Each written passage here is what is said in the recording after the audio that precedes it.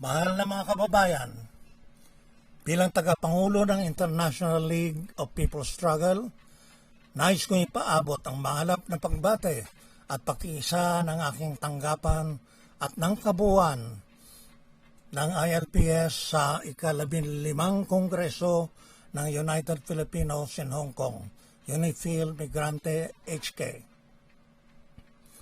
Nagbubugay kami sa nakamit ninyong mga tagumpay sa mahabang panahon sa pagmumulat at pag-organisa sa mga migranteng Pilipino.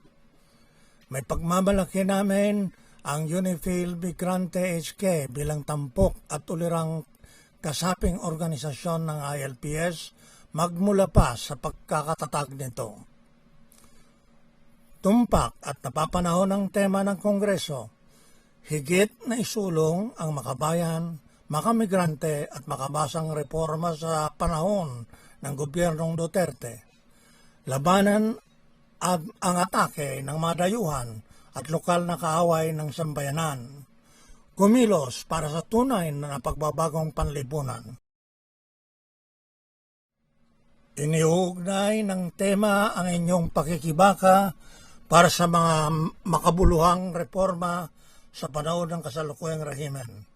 Mainam na maglinaw ang Kongreso ng linya at mga patakaran sa mga kaaway ng mamamayan, partikular ang mga imperialista at mga lokal na ahente nito na hindi lamang ang mga tinaguriang dilaw, kundi lahat ng kaaway sa uri. Kahit sa loob ng mismong gobyerno ni Duterte, may mga humahadlang sa mga makabayan at progresibong reforma na nais ipatupad ng bayan.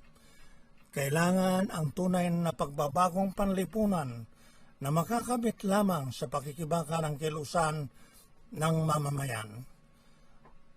Dapat nating bigyang diin ang mapagpasyang papel ng kilusang masa sa pagkakamit ng tunay na pambansa at panlipunang pagbabago.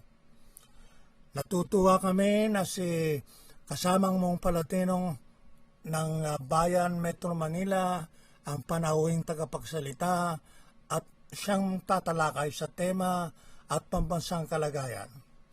Mahusay na pagkakataon ang Kongreso para mag-aral at magpataas ng kamalayan ang tinatayang mga 450 kataong dadalo mula sa base ng progresibong mga organisasyon at mga aliadong panggitna kabilang mga organisasyong maka-Duterte na nakikipagtulungan sa atin at kaisa sa nabuong Hong Kong Migrants Agenda to the Duterte government.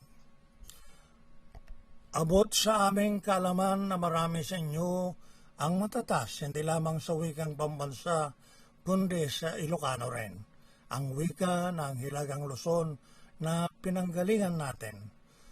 No kastangarod ket ko'y tatang ay padanon kita kayo tinempuswan nga kablaw. Ingungutek nga kakadwa ken kakailian. Papigsain tayo titignay timasa tapnog balay tayo amen.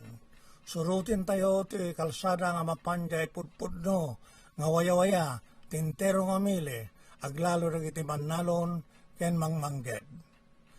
Paigpitin at palakasin ang pagkakaisa at pakikibaka ng masa sa pambansa demokratikong kilusan upang makamit ang tagumpay.